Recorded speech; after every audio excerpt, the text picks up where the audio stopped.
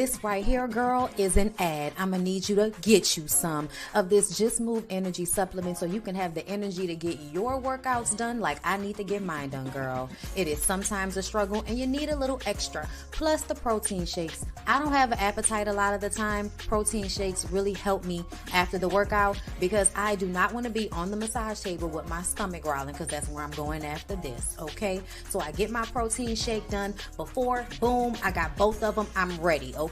I'm getting old. My knees is a problem. Do you see me warming it up? Do you see me trying to stretch it out? That's 35 pounds. I'm squatting 35 pounds. I'm proud. You can get those gloves and other workout gear from TeamLASHAE.com. The link is down below in the description box, girl. Yes. Girl, I have to give it to myself.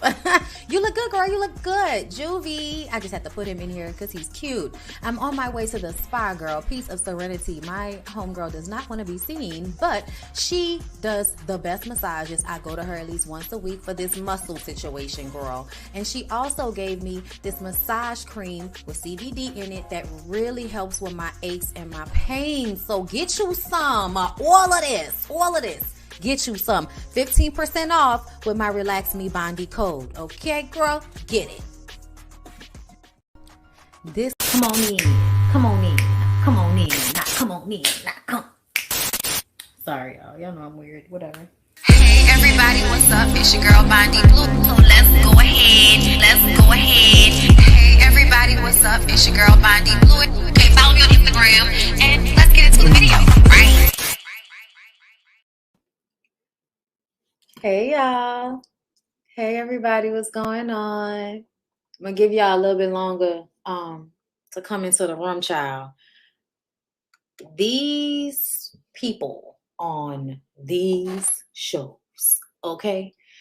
I'm gonna honestly go ahead and give them some. Like, I'm gonna give it to them. They worked on my nerves. They did. All of the shows had moments where I was like, what in the entire are we doing right now? But at least it was good. You know what I'm saying? I hate that it had to be problematic in order for me to give up about what we was going to talk about. You know what I'm saying? Like, I hate that it's like that, you know?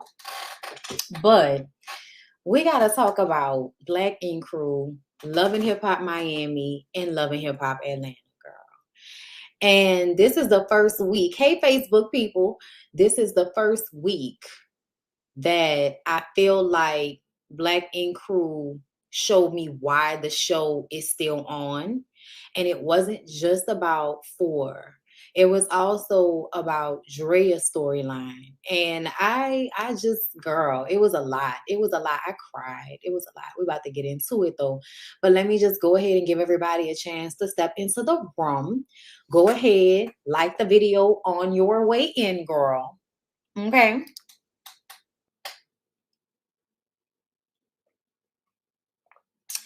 I'm good, girl.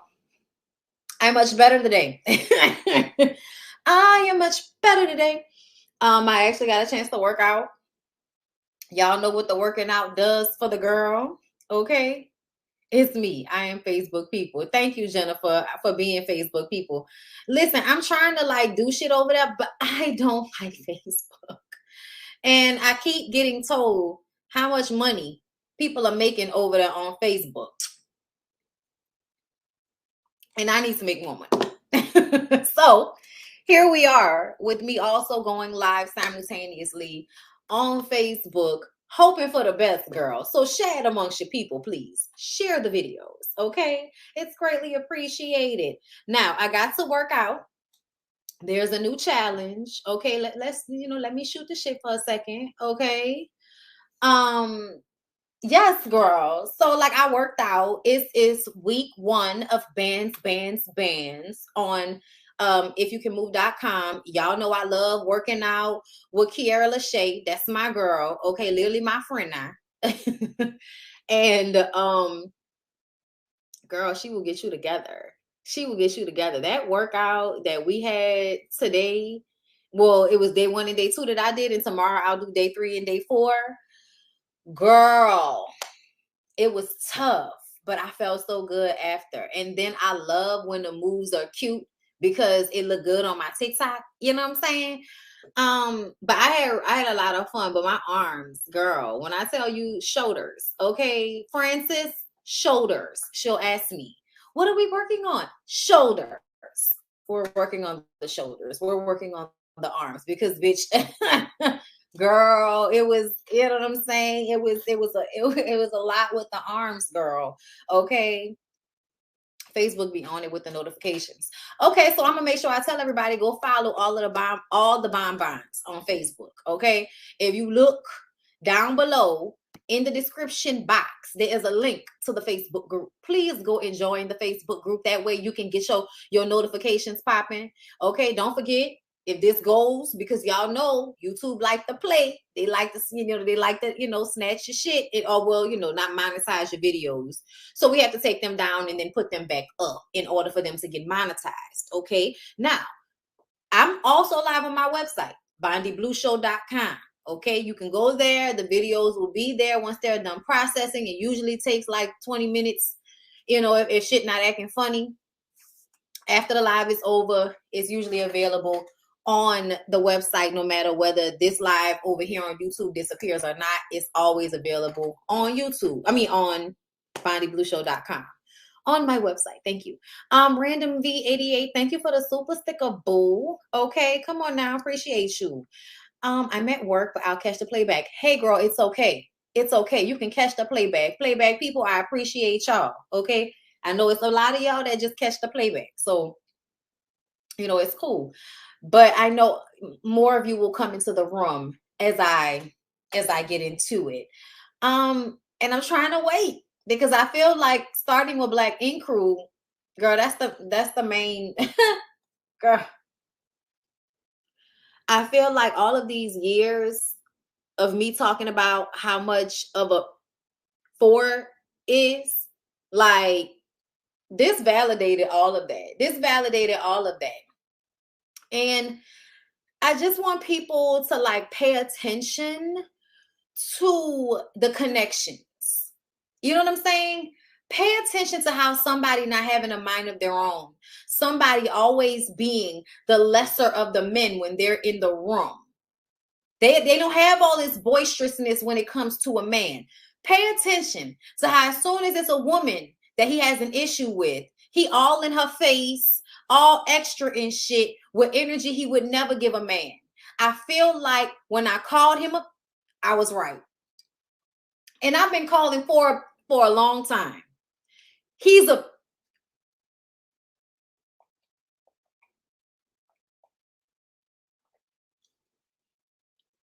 and girl, you can call me one too if you want to, but we won't be up in the same way. We won't be up in the same way. Okay? When they call me up, it's not gonna be what it means when they call. Okay? I'm all right with it. Okay?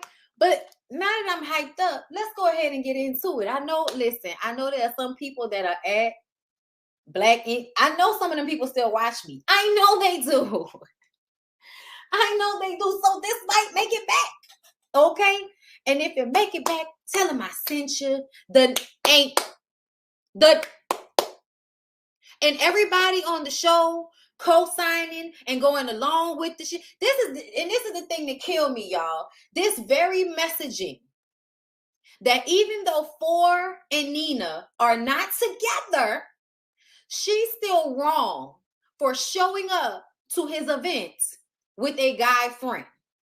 Why is there something wrong with that? Why is that viewed as disrespect? I'm not going to lie and say she's not trying to get a rise out of him. What I'm saying is she shouldn't be able to get a rise. She shouldn't be able to get a rise out of you by bringing a dude to a party. Most player-ass women play themselves when they play those types of games with real player-ass, because they don't give a.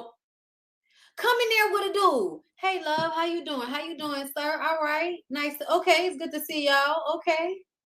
All right. Y'all enjoy yourselves. All right. I'll talk to you later. Okay. All right, cool. And then you move on and you go about your way and you make sure that she sees you with one of the at the party.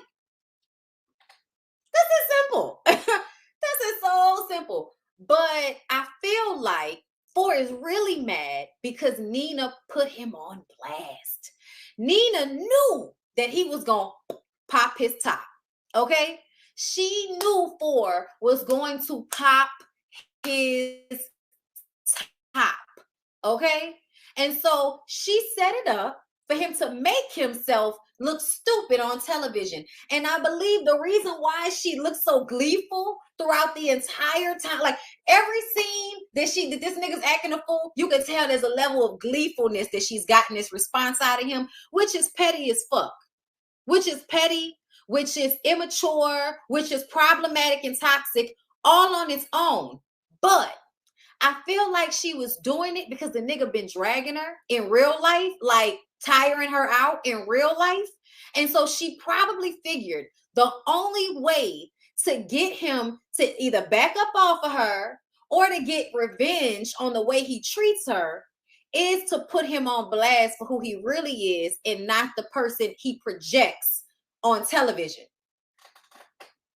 However, this does not mean that I like Nina. I don't want anybody to confuse it, because essentially I will always go back to the fact that Nina got pregnant for that she wasn't even in a relationship with. He made no promises and you laid down and let him impregnate you almost, I feel like, on purpose to trap him, and it didn't work. And now you mad that it didn't work, and that would have been all on you. But see, now that you didn't try to show us that you can't even show up to a mother event without him tripping out, talking about you can't date nobody that live in a building. I'm like, who are you? Who the are you? You just have crazy ideas in your mind, and then everybody else on the show, Ashley, Don, Ryan, all go along with the idea that she's wrong because it was his event and she brought a guy to his event. And she shouldn't have done that. And I feel like it's only wrong if we're together. If we're not together, you need to be okay. And you need to get okay with me coming around you with other people, specifically if we have a child. The funny part is that 4 expects for Nina to be able to deal with that type of shit. He expects for Nina to be able to keep her cool, be amicable, and answer his phone calls about the baby, even if he's fucking with other women in her face. That's my one. Even if he's with all in her face, she has to be okay with it. But now that the shoe is on the other foot, all of a sudden, she's a whole bunch of... And she's wrong. And see, I can't get down with that. I can't get down with that. I can't. And I really don't like that in this world, there are so many people that co-sign unfair, stupid things. Like they love to co-sign the most stupid things. Like a man feeling like he's entitled to feel a way because it's his event. Boy,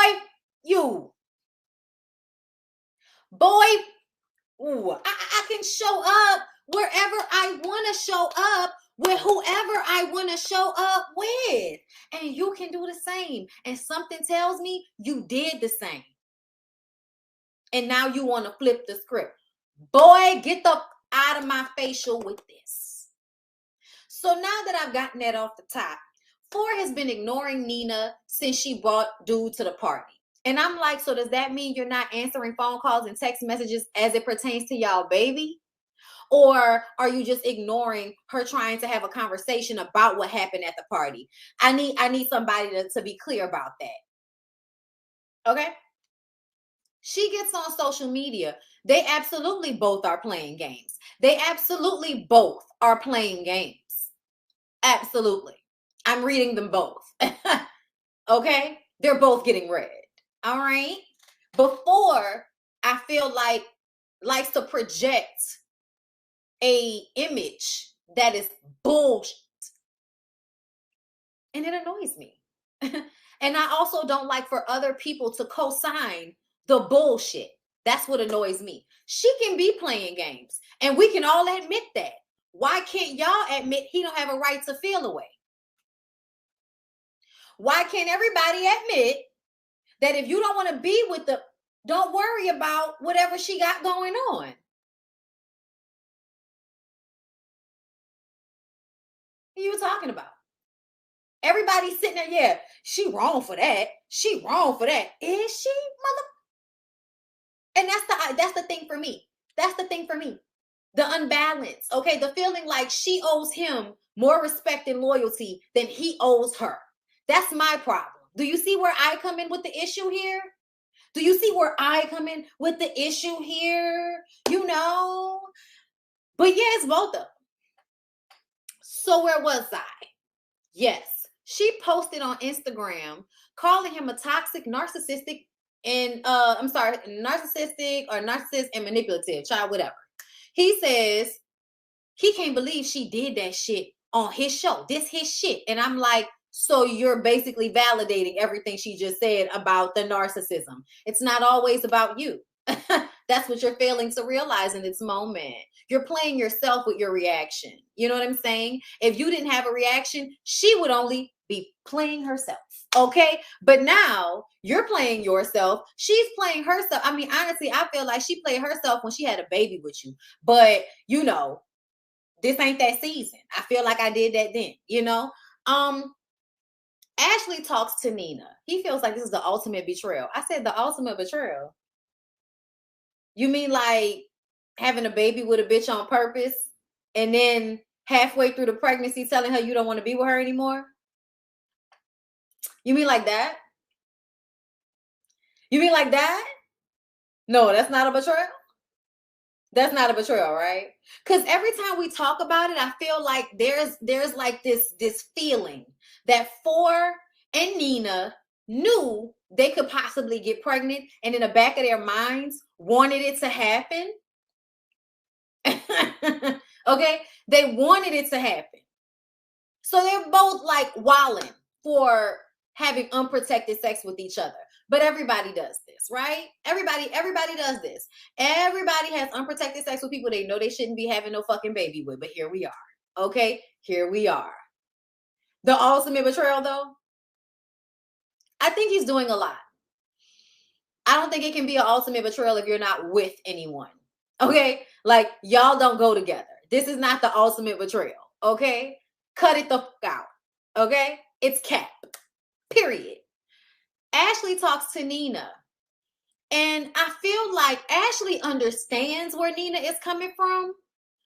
But I also feel like everybody still has to promote Four's point of view.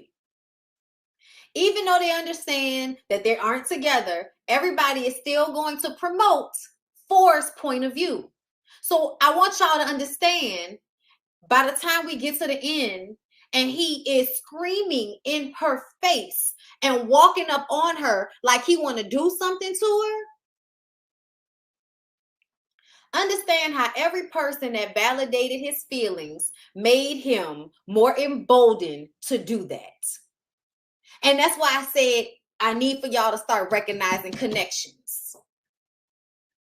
Because him feeling like he can do that shit to her, getting all in her face, running up on her, that girl didn't get in his face. That girl backed up the whole time. And that was all in her face, walking up on her, telling her to get the fuck out, like he was going to do something to her.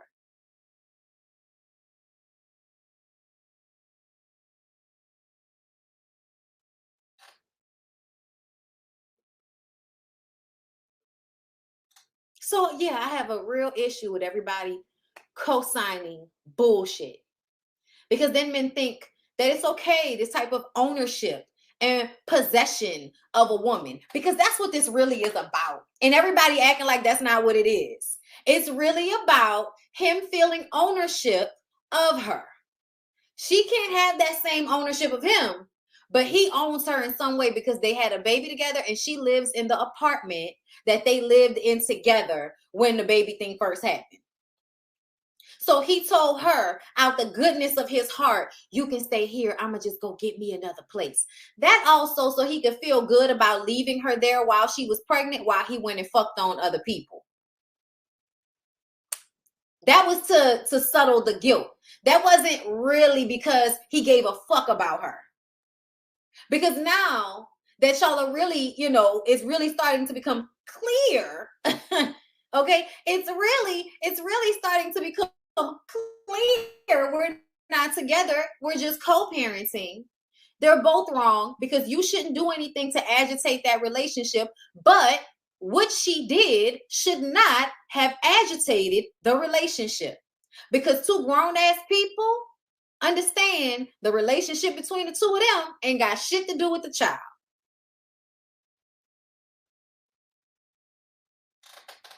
Okay.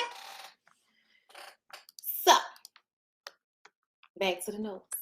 She says Ford confronted her, called her all type of hoes when the cameras went away. And he was ignoring her, so she got on Instagram with her bullshit. Ashley says her bringing the dude around was revenge, and it was. And then Ashley says men and women play these games. You know what I'm saying? And I was just kind of like, Ashley, I like you. I just do. I don't know why. Like, after all the years, like, it's something about Ashley. Like, Ashley was in a confession, like, she low-key wanted to laugh. Like, you know, men and women do these things. And which means I've played these games and I've won. Okay. In one way or another, I feel like Ashley at some point has had to let Don know, like, you think somebody else can't get your shit? You think another nigga won't be, you know, a parent to your kid? Like, okay, listen, there's some niggas out here auditioning for the position of stepfather. Okay? Listen. Ashley done growed up. She has. Look at how cute in her confessional and everything. So Ashley also goes home, talks to Don, right? And they both feel like Nina was wrong for bringing dude over there to force a vent, okay? Knowing it would make him mad when they're trying to co-parent, that makes the situation even more difficult. But I feel like it's so fucking easy for y'all to just shift the blame onto Nina. And then we get to talking about Don and his situation with his baby mama, the one who has a little girl for him, who then got up and moved to Dallas, and now she's not answering his phone calls and his text messages, so he tells it. And then she gets upset with him because she's moved away. Now help isn't as accessible, and she's frustrated about that. So I guess ignoring him makes it better. And I just kind of feel like, I don't know if that's the truth or not. Because I feel like it's really cool for you to have that perspective, Don, that she just upped and left and you've done nothing wrong. When the truth of the matter is, every time that they play that clip about how you driving around in a new car and I'm over here struggling, paying for everything by myself, and you telling me you ain't got shit, and then you showed up to my fucking house to pick my baby up in a new car, but you letting me struggle? Yeah, no, I'm sorry. I'm not going to just believe Don's version of the chain of events, because ultimately you niggas always do more for the kids of the women that you're with. And when it comes to the women that you're no longer with, or that you wasn't really trying to have a real relationship with, a lot of y'all don't want to do the same amount of work. So yeah, I'm not too pressed to jump into believing Don's chain of events as it comes to his baby mama. I'm gonna need to hear what she got to say about it. Okay, I'm gonna need to understand what her opinion on the situation is before I really form my opinion on it. But I'm with Ashley that it needs to be worked out so that that little girl can not only have a relationship with your boys, but so that she can have her father in her life in a way that is meaningful and doesn't feel like a slight to her. So moving on from there, because they had a scene where he was rehearsing for his movie. He practicing his acting, and he take this time out of practicing for his acting to try to call her, and she ain't answer the phone. And I'm like, bitch could have been doing anything when she didn't answer the phone, and y'all try to make it seem like like she just never answering the phone for him. Because if somebody was really struggling like that, I mean, I know there are women that are so bitter that a man moved on and created a life with another woman that they wanted with that man. I know that there are women out there like that, probably a whole bunch of them. But I would like to believe at this point, if she really was that frustrated and needed that much help, she would just send that little girl to you for a little while. Okay? Just send her on down. Send her on up there. Send her on up there to Chicago to be with her daddy for like maybe a month or two. Okay? How old is she? Is she in school? What about during the summer months? Okay? There definitely needs to be some type of agreement. And there should have been an agreement before she left. So that's another thing that make me feel like you weren't doing what you were supposed to be doing at some point. Because I don't know a lot of women that's turning down niggas wanting to really be there for their child unless they bitter. And trust me, I know some. I do. So I'm not saying that that's not her. I'm just saying I need to know. I can't just go off of what y'all showing me because y'all got the reality show.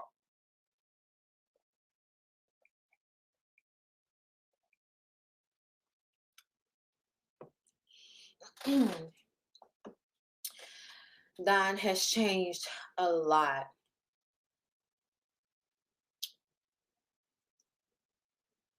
What that got to do with his daughter? If she not there, what that got to do with her?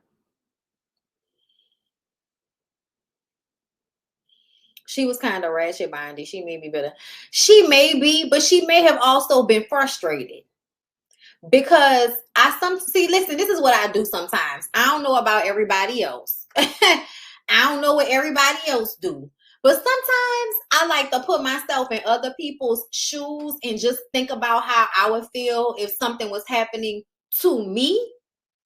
And I know people don't like to do that a lot, but I like to think about it. And I'm like, okay, let's say I was hurt over the fact that this nigga left me or was cheating with me and was really with her and then chose her and continued to have children with her and married her and all of this shit, right? Say I was mad about that, but I'm still trying to move on with my life. So I decide I'm going to move to Dallas where it's easier for me to have, a nice life, and Dallas is safer than Chicago. Okay. So let's say that's the case. So that means that at some point in this, I'm worrying about my own well-being and my child's well-being, correct? Okay. Let's say I'm struggling. Don's on a reality TV show playing Mr. Husband and, great father of two, and I can't get him to pay for half of what I pay for our little girl, and I just have to do that by myself. I have to be resigned that I can't get as much as Ashley gets because he decided to be with Ashley, even though we both had kids for him, especially because they both had kids for him at the same time. So I feel like regardless of whether Don has changed or not, that little girl's experience will still be different from the brother's experience. And I feel like it is on the parents, i.e. the father, it's mainly his responsibility to me to make sure that his daughter feels just as covered as the two sons, especially considering the fact that they don't live in the same place. Which means if a bitch not answering the phone and I ain't talked to or seen my child in a minute, that means I'm getting my ass on a plane to Dallas because something needs to happen. And that seems to be what he's going to do next episode. So we're going to see. Okay.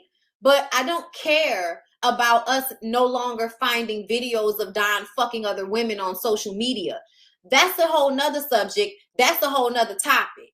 Right now, it's about the effort with all of the kids and not just the kids you're in the household with, while trying to put all of the blame for why the relationship isn't where you want it to be on the mother. The narrative of the show right now is putting it all on her. And I feel like based on my experience in this U.S. states of America and shit amongst the black people, I notice a lot of times, yes, women may make it hard, but I also feel like niggas feel like they can come in and out as they see fit. They really do feel like they can drop off the face of the earth for like 2 weeks with no kind of communication with their kid. And the mother should always be amicable and understanding and handling everything, even when you're not there, and then being nice and easy with you when you come and get your kid. Yeah, it doesn't always work that way. Just the way he can't always be responsible for his daughter because he's not in the household with her, she's not going to always feel good about her daughter not getting as much as his 2 sons. You know what I'm saying? So it just, I don't know what to think just yet, but it definitely can go both ways. And, you know, like I said, based off of the African American community out here in the United States, y'all love to not really have to raise the children, especially if you're not in the household with the big. It just, it's how it be, girl. So Thor and Nina meet up. Him and his little fervor felt disrespected. Yo, I really feel like there are so many crazy people that use feeling disrespected as a reason to completely lose their shit on people. And I just kind of want everybody to realize that sometimes you may be being disrespected. You may be. And other times you may be disrespectful and don't like that you're getting that energy in return. You expect to be able to disrespect people and do whatever you want to do. And then when somebody gives that energy right back to you, you're upset. You don't understand this. Why is this happening? You're disrespecting me. It reminded me of Glendale telling Letitia that she was, she wasn't fitting to embarrass him after he had embarrassed her several times with the cheatation in the outside child's big embarrassment. Okay, being a 40-something-year-old woman having to move into your mama's house with your son, even for reality TV's sake, because you didn't found out that your whole life then had a baby on you. Now we know she probably knew about that baby, but still, he still had a baby on you. It don't matter. He still had a baby on you, bitch. Okay. And that man stood up there in her face and told her that she was embarrassing him. That reminded me of 4. Getting in Nina's face, very aggressive, and telling her that she disrespected him by having a guy at his event on his show. She's not supposed to show no man on his show. That's some real entitled, selfish, crazy ass behavior. And everybody goes along with it like it's okay. It's weird. Talking about she brought a man to an all-female event. I said, nigga, I'm sorry. What are Don and Ryan? And there were other men there. We saw other men there. But what are Don and Ryan? What? There were other... Prince was there. Prince thanked you for throwing a party like that.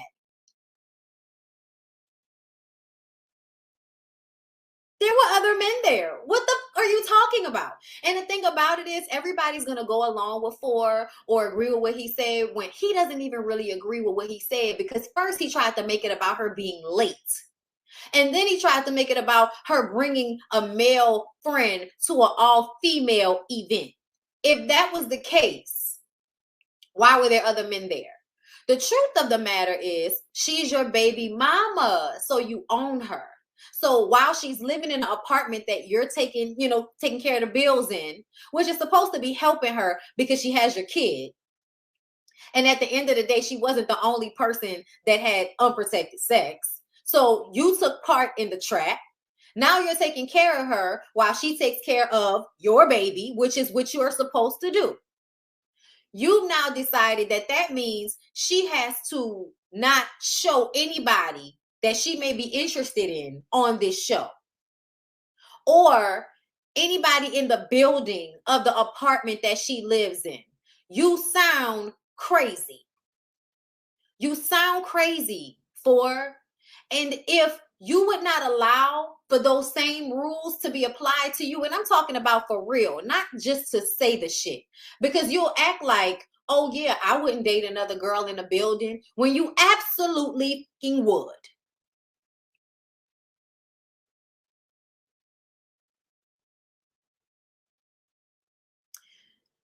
She says, keep it a buck.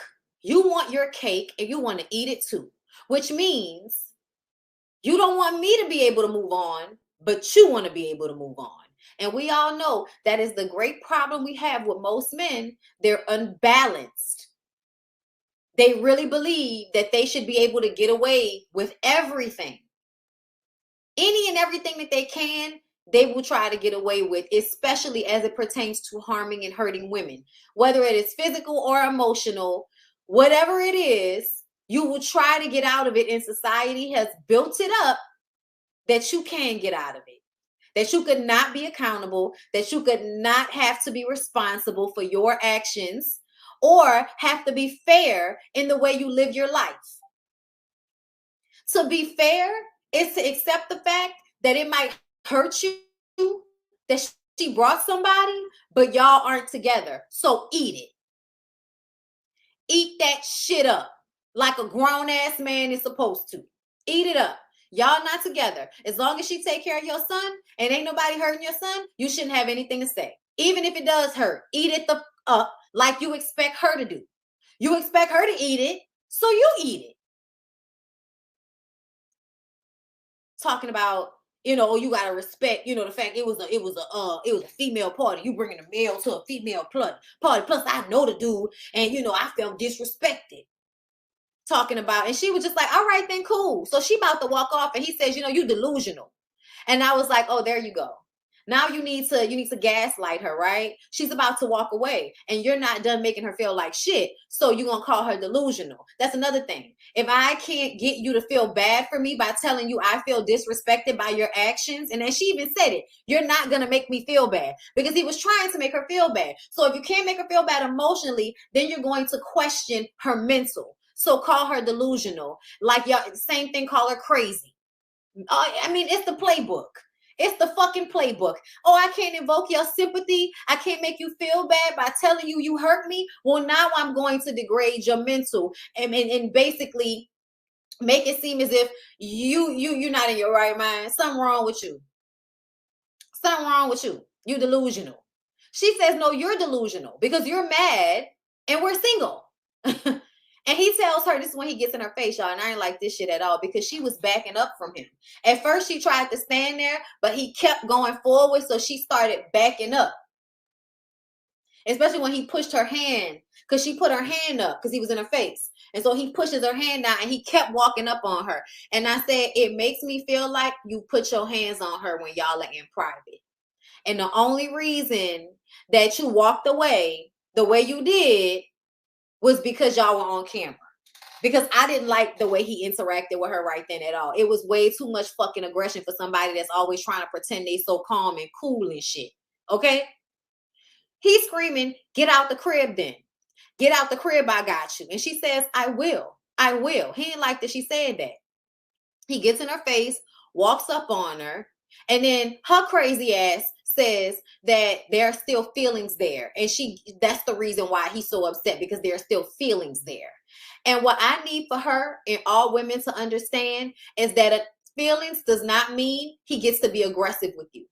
Stop making excuses for aggressive behavior, because it's going to show up every time you make excuses and allowances for it. The way you sat here and did, talking about, oh, he still got feelings. Girl, his feelings. What are you talking about? That's the problem right now.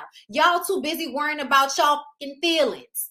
Your feelings. Y'all got a kid to worry about. Fuck your feelings. What you talking about?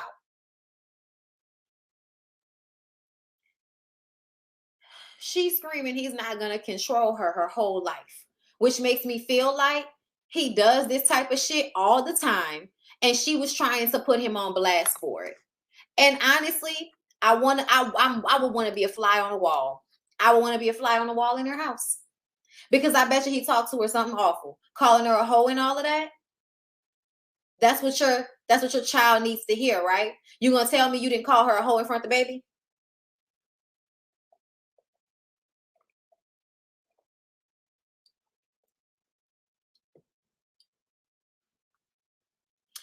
Hey, listen, I didn't say two things can be right at the same time.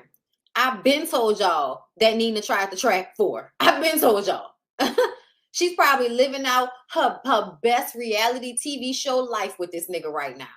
Being able to argue and fight with him on television like she saw Erica Mena do when she was growing up. Okay? Listen, I don't begrudge you that. I didn't say that Nina was some good person in this situation, because I don't think a woman that chooses to have a baby with somebody who she really don't, know like that, you don't know that man. The only reason that you probably thought it was a good thing to get pregnant by him is because you thought he was soft, so you thought he was going to be more amicable. You thought he had money, and you thought him being on this show was going to help you in whatever way. It's the same thing as getting pregnant by a basketball player or a rapper. It makes you feel like you're going to have more access. Yeah, she did that shit. But at the end of the day, she couldn't do it by herself. He had to also choose to have sex with her without a condom. That's why I can't put all of the blame on her for not being genuine. How is he genuine? How is he genuine? I honestly feel like Ford thought it was time for him to have a kid. But I also felt like he never was going to want to be in a full relationship with whatever woman he had a baby with. But he had to have a baby. It was time. Especially with his brother having 3, Ryan and his kids. He was tired of feeling left out. Charmaine is having all of these kids. He was tired of feeling left out. He had to make it happen. Karen, thank you for the super chat. Hey, Bondi, Ford is the exhausting. Like the way he handling his baby mama. I'm like, bro, just say you mad. You have a kid with her. Remember when Teddy spied on Tati when she moved on to another artist? Yeah, I remember. Thank you for that. But that's how they be. Jealous, possessive, and everybody acts like it's okay. Everybody acts like it's something that you can just, oh, that's just the way guys are. No, you do not get to treat me like I'm a fucking object. You don't. That you can just pick up and put down whenever you feel like it. And that's how he probably handles her, which, shows that she thought she signed up for something good and she got this and it ain't good. Okay? Shall I see what y'all saying in the comments? But anyway, girl, Ceci disappeared this episode. I ain't really care. Drea meets with her sister. Drea found out about this girl, Stassi, right? That may be her half-sister. And she had a deadbeat dad in her life that was in and out of jail. And he always spoke about her having an older sister. And she found the older sister, which is supposed to be Drea. So they spend some time together. They talk. They get DNA tests and they wait for the results to come back. They went ice skating. Drea tattooed her. And then they sat down and did the DNA test reveal. And, they had to show us Drea talking to the producer so that, oh, we're breaking the fourth wall. This is real. This is real, y'all. And then we find out that she is her sister. And I'm not going to lie. Like, I cried. When they held each other and cried, like, I cried with them. I thought that it was, I don't know, like, it was heart-wrenching for some reason. Like, I was happy. I was happy that they, they found each other, because I also felt like Drea would close herself off if this didn't turn out to be true, because she's trying to find her father. But finding her sister, I feel like she was excited about forming a relationship with her and the other siblings, but she doesn't really want to deal with the dad. And I don't blame her, because who wants to deal with a deadbeat dad? Who wants to do that? Nobody wants to do that. Like, you weren't there for me when I was growing up. You weren't even there for the kids who knew about you. I didn't even know about you. You know what I'm saying? And you weren't there for the kids who knew you. So I damn sure won't have nothing to do with somebody that, don't want nothing to do with me. Ain't nobody about to go look for a deadbeat dad. That's just stupid. I'm just saying, if I already know that about you, nigga, I ain't trying to like form a relationship knowing that you ain't been there for the other children. But yeah, y'all, it did make me cry, girl. But let's go ahead and move on. We're going to move on to Love and Hip Hop Miami. So do me a favor and, like the video and shit.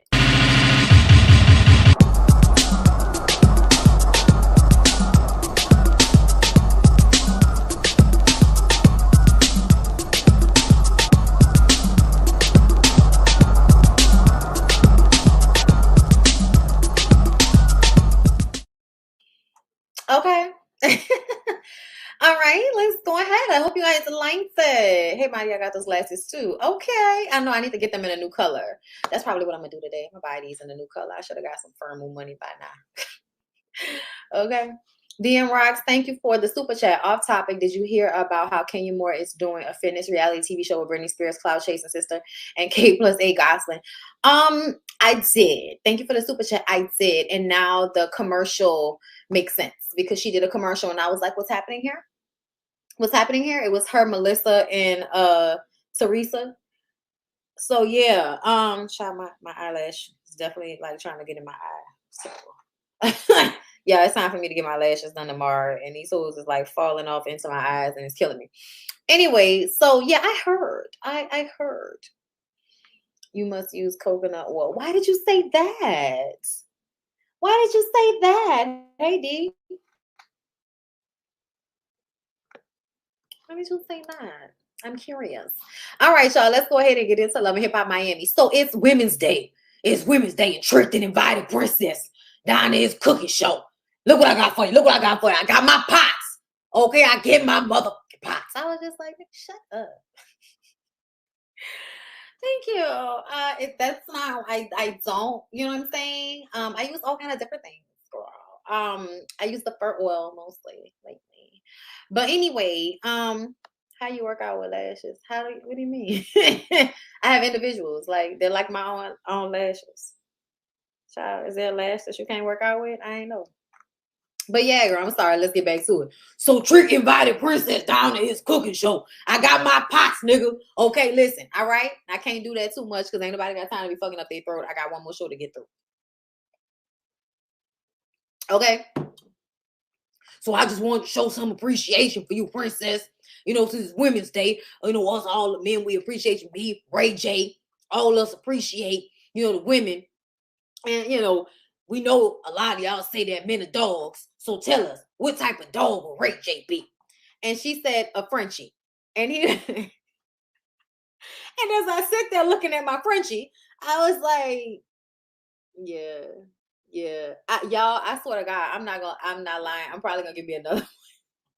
I'm probably gonna give me a girl Frenchie or another boy. I don't know.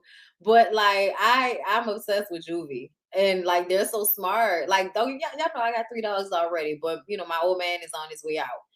And I'm like, I can handle 3 dogs. So I don't know. I might get another one. But anyway, yeah, Ray J is giving Frenchie. And she was like, he has a lot of issues. I'm like, so do you, honey. So do you. I would give you Chihuahua.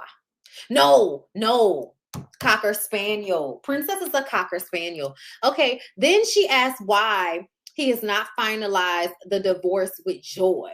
And he says, it's because she still got a boyfriend. I thought I would have ran him off by now. And she was like, see, you still love her. That is not love. Y'all, oh my God. Like, when are y'all going to grow up and realize that possessing you, trying to control everything you do, trying to run other men off when they don't want to be with you, they don't want to act right, they don't want to treat you well, and then they don't want anybody else to have you either? Please stop acting like that's a good thing. That is not a good thing. That is not love. Child, Trick Daddy don't love Joy. Trick Daddy ain't never loved Joy. Yes. Thank you, Tina. Let's leave it on. Let's leave it up there for a second so everybody can understand. Okay? Ain't no mother in love. He knows he and Joy are not gonna be together. Okay? But he isn't getting married. So he doesn't care about getting a divorce. So it doesn't matter that she needs to get a divorce so she can stop being financially responsible for him not paying his bills. Talking about God don't make no mistakes. Oh, he don't? Oh, he don't? Oh, he don't. Let me say something. God may not make mistakes, but humans do. Humans make mistakes. I hate the way y'all think just because y'all say the prayer when y'all got married, that meant that the Lord had said he wanted that to happen. That's a lie. You don't know what the Lord said. The fact that y'all not together now should let you know the Lord never wanted for y'all to really be together in the first mother place. Child, you got to look at life. Look at the story. Stop looking at what you think it's supposed to be. Stop looking at the beginning and look at the whole story. The whole story tells us that Joy and Trick shouldn't have never been together. The whole story tell us that Joy is depressed because she can't get rid of you and you won't let her go. And then you get on television and say you hate her. So that put me in a mindset of how Joy, this episode, seems depressed, sad, depleted. And this nigga on the other side talking about how he hates her and he ain't letting her go. But that's supposed to be love, princess. Girl, you don't know. Get out of here. Thank you, Caitlin, for the super chat. Trick and Marlo low-key got the same voice, Bondy. That ain't on you. It's not on me. It's not on me. There's a slight difference between the Mucinex Monster and Marlo. Marlo talks a little bit faster. Okay? It's still a grunge, but it's a little bit faster. It's a little bit of a soft. She tries to have a little bit of soft to it. Okay? But the Mucinex Monster is up here with it. It's always loud and just upset. A lot of mucus in his throat. And, it's a lot of uddles. A lot of butters.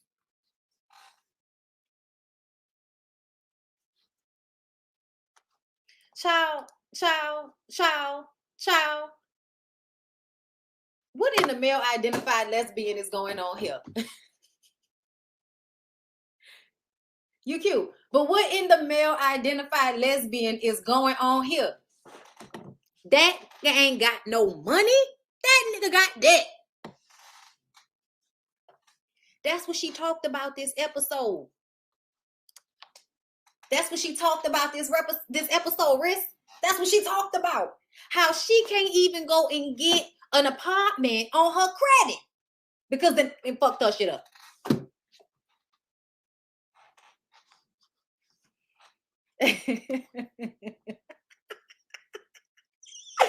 I'm sorry, y'all. I'm just not in a space where I can contain any shit that I feel like doing. Like, y'all gonna let me rock? Oh, we ain't gonna rock at all. Okay, is how I'm feeling. Okay? Hold up. Let me go ahead and request that they give me. All right, I'm about to make this private. Because I'm about to re-upload it. All right. Okay. All right.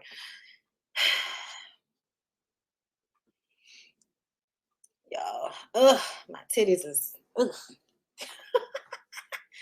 Okay, listen. They need to separate. They're doing too much in there. Separated. Put you on blast. Oh, y'all be real comfortable with them Abby's being little bitty on the screen, huh? Put that shit on motherfucking HDTV. Now we on blast and shit. I'm just playing. All right. So yeah, y'all. Moving on from there, y'all. Meanwhile, Joy and her man David go look at a new apartment, and she gets all flustered and upset because she can't go in with him on it. Okay, I appreciate the compliment. You better appreciate the compliment. Okay. Anyway, so he has an attachment. Trick got an attachment that has really fucked up Joy's credit. He doesn't pay his bills, and that affects her credit. And she feels like he's holding her hostage, which he is. Okay. Now she has a lawyer that all of a sudden isn't answering her phone calls. I believe that the lawyer probably had a conversation with Trick. That's what I believe. I believe there are a lot of people that probably still have a lot of love and respect for Trick from the 90s. And so he can apply a little bit of pressure and people will do what he wants, what he wants them to do. He stays active in the community. So, child, and I'm not saying that like he active in the community in a good way. I just mean a nigga always out here doing something, cooking something, screaming at somebody, being, relevant for being irrelevant. So I feel like, Trick is definitely probably responsible for that lawyer not answering. So David says they still gonna do whatever they're going to do. They're not gonna worry about Trick. Okay.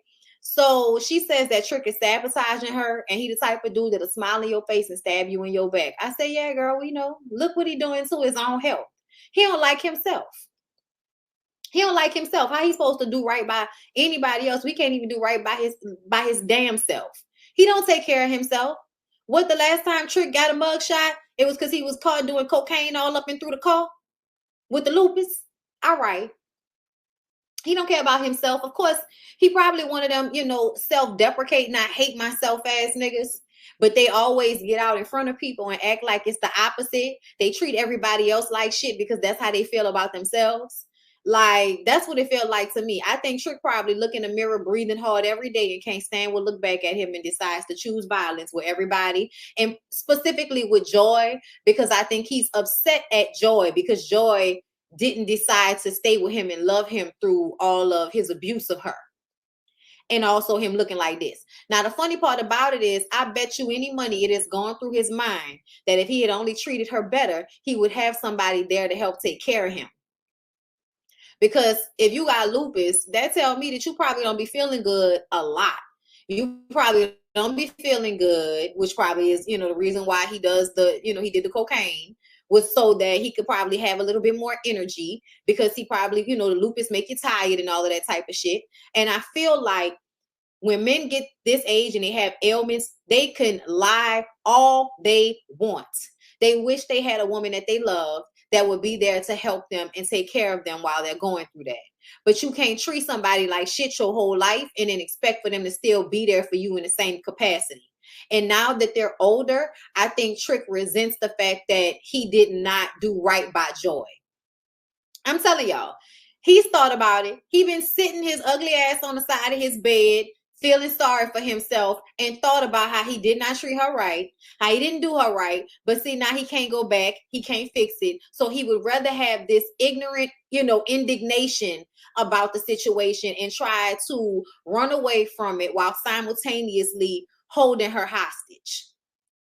Don't be mad at her. You know you don't deserve that lady. Get over it. Get over it. Okay? Anyway, so Joy goes to talk to CO, who also does that cooking show with Trick. And this is another thing I was talking about. This is just like Black Ink Crew. Everybody that's around, with the exception of Trina probably. Trina's probably the only person that tells Trick the truth no matter what. Everybody else around Trick probably goes along with his bullshit because they don't want to fight with him. So because of that, Joy has no recourse with anybody that is influential in Trick's life. Nobody's going to help her. They're just going to watch her be in pain. They're all going to feel uncomfortable because of it. They're going to tell her they love her. They're going to tell him they care and they love him and they don't want to get in between it. But they will literally watch him. They will watch him destroy her and act like it's not happening. But we're going to act like, right? Everybody's fucked up, right? I was just saying, everybody is fucked up. But it just goes to show, like, a lot of the times I feel like it's more so people going along with, like, this bullshit that men, go through and what they put women through, and everybody just co-signs it and acts like the abuse is okay. Everybody gonna act like it's fine, but it's abuse. So to hold her hostage in this marriage, to say you hate her and to drain her, like, it's abuse. And then everybody is still going to act like, oh, it's between the two of y'all. We so tired. And Trina tried to give Joy the money she needed to get the divorce one season. She told her no. Yeah. And that has a lot to do with Joy not feeling like she deserves good enough. Child, when Joy was sitting up there talking to the lawyer, they went and saw Miss Natasha, the lawyer, because Trina said she's tired of this shit. So she took her to see a reputable Black lady named Miss Natasha that has worked with several celebrity clients. That girl said her retainer is $15,000 to $20,000.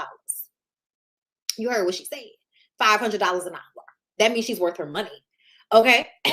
Trina said, girl, you got to sell some of these Birkin bags and come up with this retainer fee, girl. Do what you got to do. Okay? But I feel like it's probably only now that it matters so much to Joy because Joy got a man. If Joy were still single, I think it took time for Joy because of the way Trick, in the way, think about being with somebody that's big in the city that you're from, that's low-key famous, There was probably a very long time where Joy was going back and forth or felt like she could not be seen out in the world with anybody else but Trick. So even if they weren't together, she could not show herself to be with anybody else, probably for a long time, because of everybody knowing Trick, everybody in their community knowing who she is to him, how people probably would deal, you know, like y'all know how hood niggas be. She couldn't be at a club with another nigga without somebody calling Trick, telling Trick what was going on, and not Trick acting a fool, doing all of this craziness. And they got a lot of men who probably didn't want to date her out of fear of whatever Trick had going on. You finally get with somebody after all these years that you really love and you really fucking with, and you want your life. You want your life now. I think she probably had a amount of time where it just didn't matter. And now it does, because she wants to be free. Yeah, her priorities are effed up, especially as a hairstylist. She should have been divorced. I feel the same way. I feel like it's definitely on her that she waited this long, but I also feel like he abused her more than I think we know. And I also feel like there was probably more control based off of the setup of their environment. It's not like she's just a regular woman that can leave a man and go get a divorce. This is a situation where, I mean, look how they can't not be around each other now, like talking about it. Everybody in Miami, Trina, you know, the family, everybody is so, you know what I'm saying, melted together at this point in their little community. I think it's probably hard. You know what I'm saying? Cocaine rage is real. I agree. She moved away for a bit to heal. You're 100% right, because Miami, which is where I'm from, where I live now, back then it was dangerous for her to even be seen with someone else. I already know. I already know. So it probably took a long time.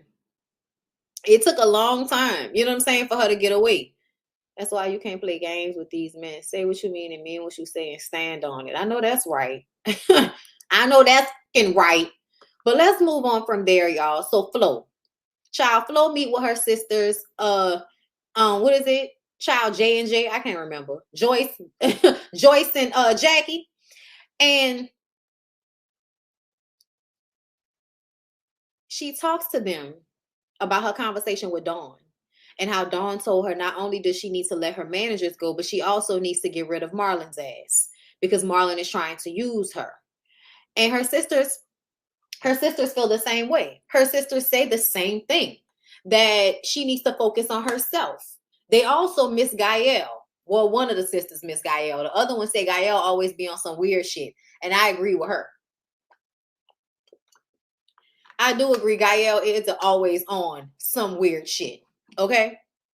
But either way, we're family, you know, all of that shit. You know, we're going to act like it matters more that we are blood than it does how you treat me. So Debbie and Gael have a conversation where Debbie wants to know, with her fine ass, if, I'm just saying, y'all, every time Debbie walks onto the screen, it's just like Debbie's body is like ridiculous.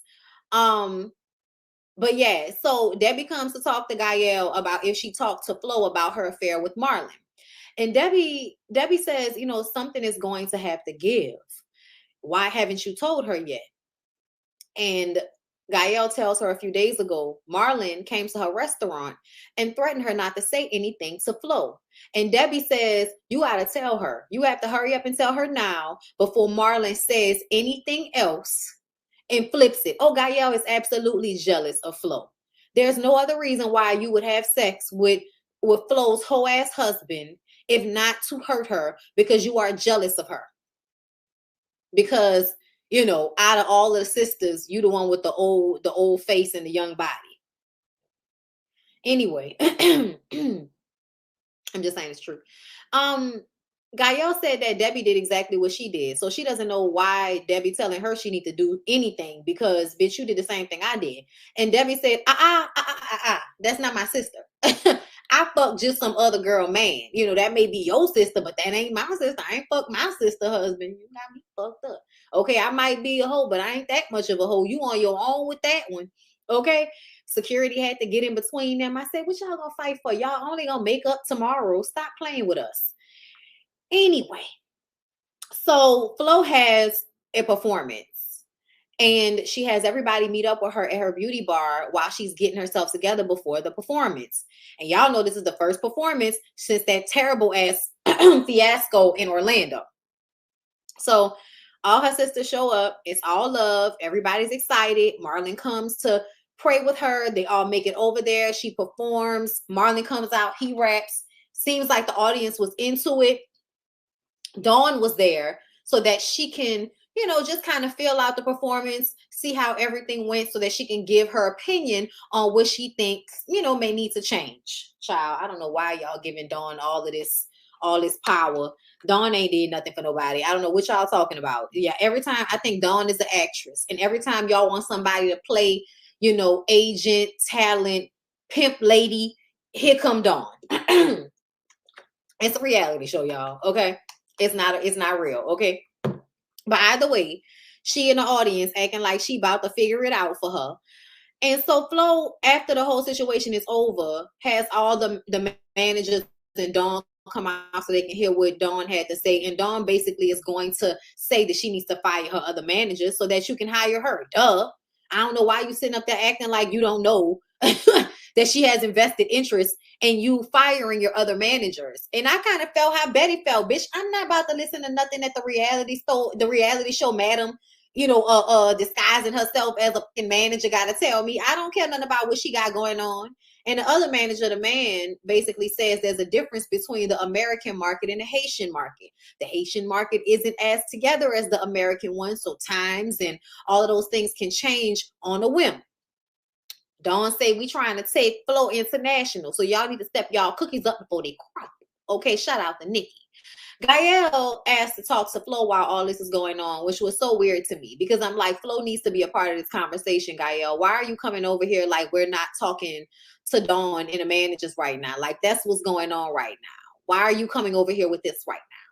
But she pulls Gael pulls Flo away and tells her she has something to tell her about Marlon. So Flo was like, Jackie, Joyce, come over here. Because Gael's about to tell me some weird shit. And I need y'all to be here so y'all can hear her tell me some weird shit. And then she calls Marlon over there. And Gael was like, I really wanted to talk to you about it. No, we could say it in front of everybody. So she said she had an affair with Marlon.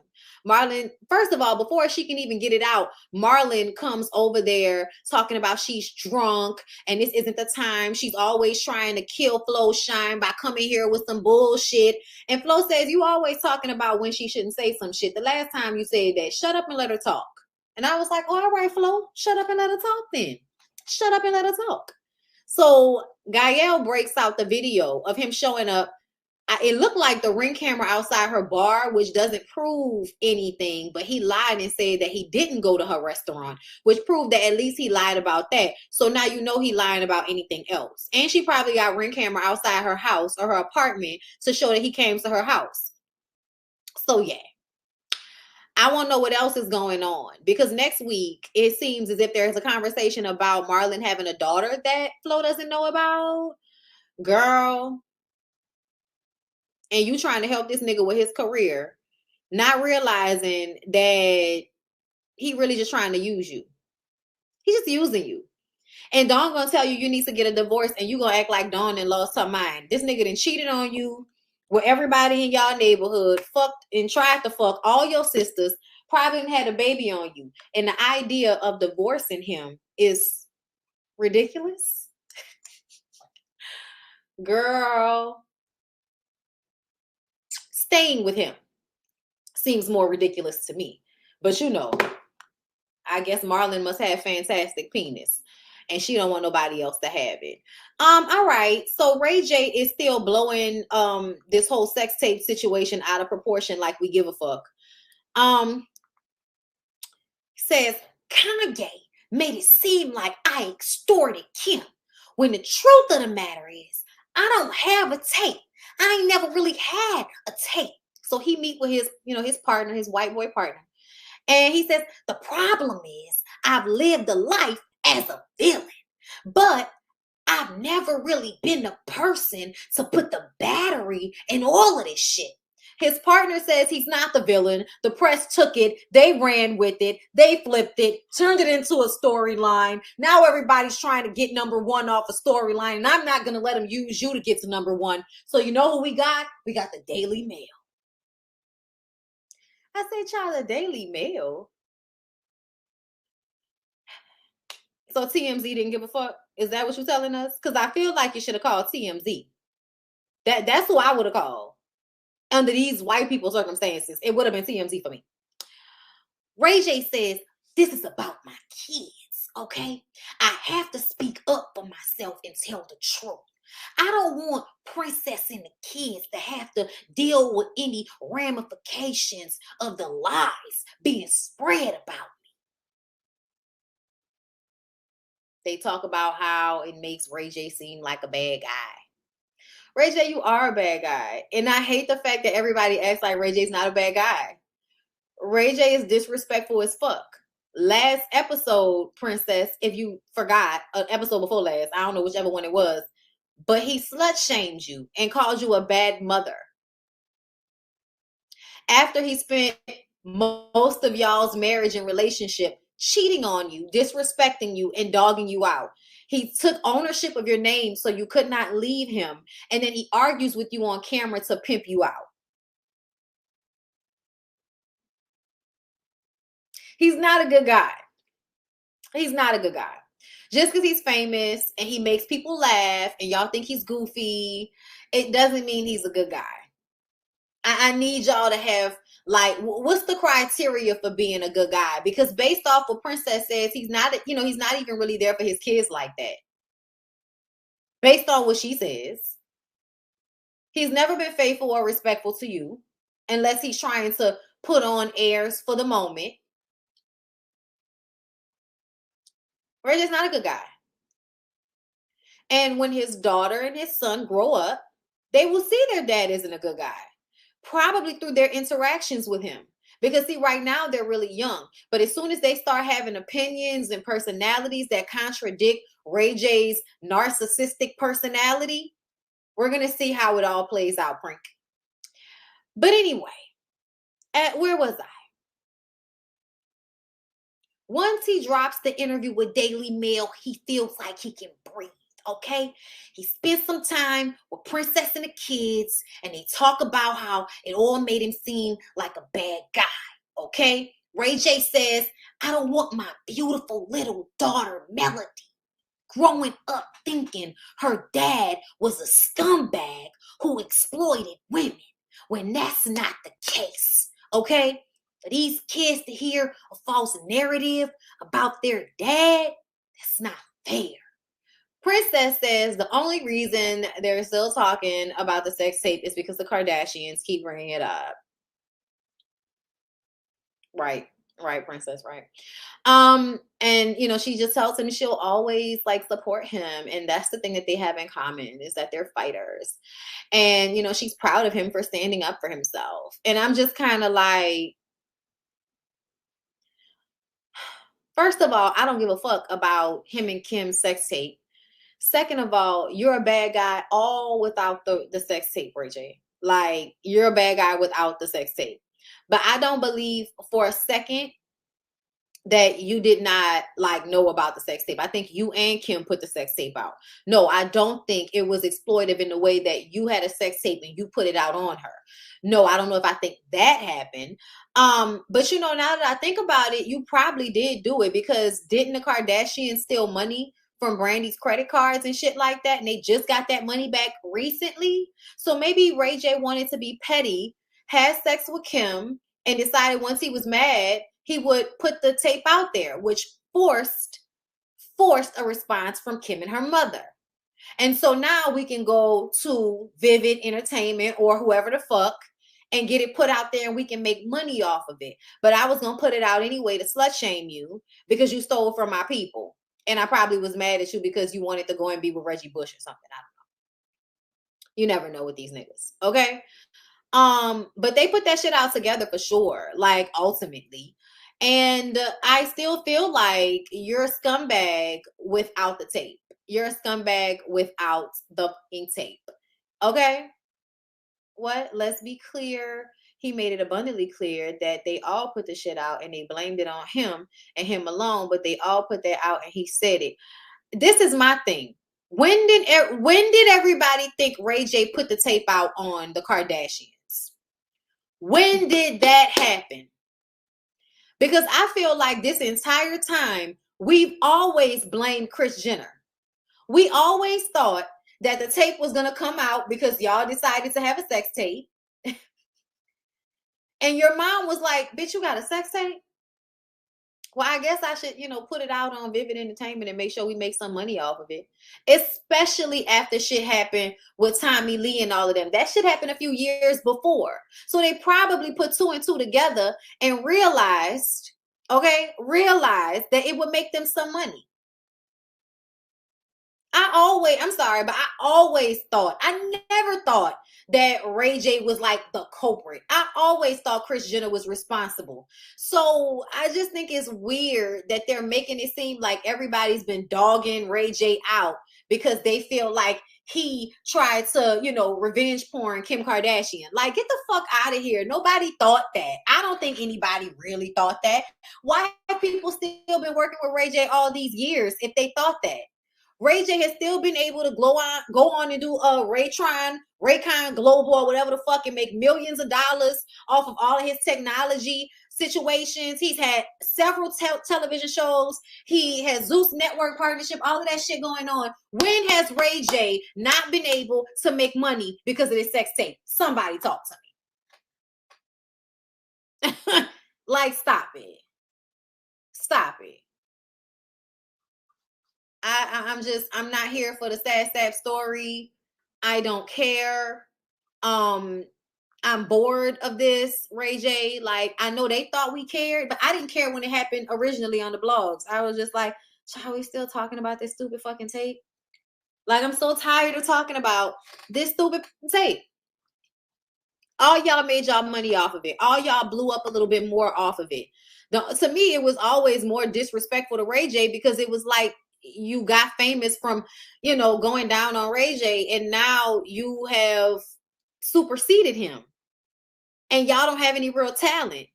But y'all are more famous and richer than the family you used to come into this industry in the first place, which was the Norwoods.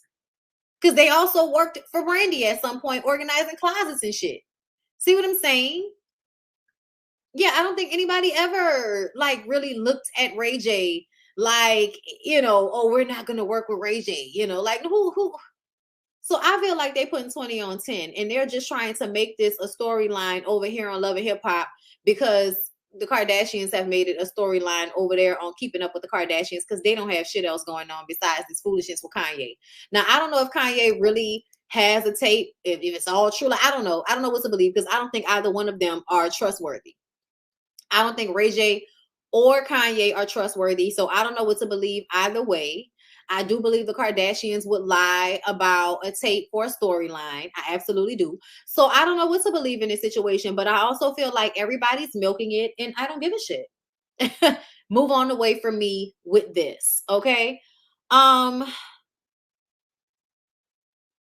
Princess forgetting about the slut shaming and the crying in the bathroom so that she can act like her and Ray J are family again. Girl, if you want to be abused, be abused. I don't have time to fight on your behalf, girl.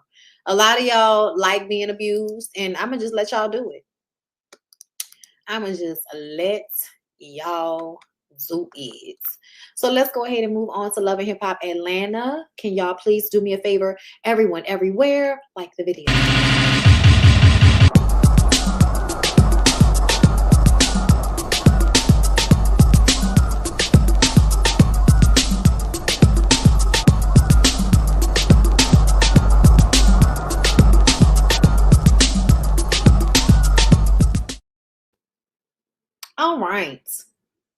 All right, and we're back.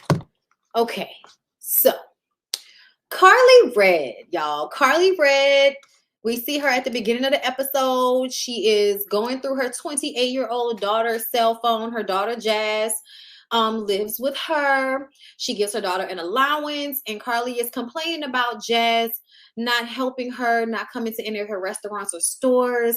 It's all stupid. It's all really, really stupid. But the main thing for me is Jazz being 28 years old, talking about how grown she is while receiving an allowance and living with her mother.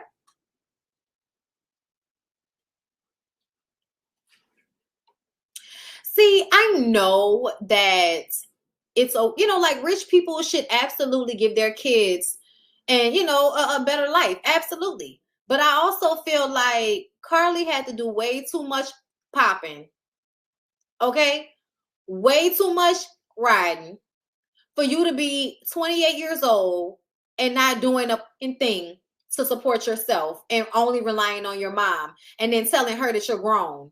No, you're not. I'm sorry, y'all. Like, I get it, but you're not a full-fledged adult if you're not responsible for yourself.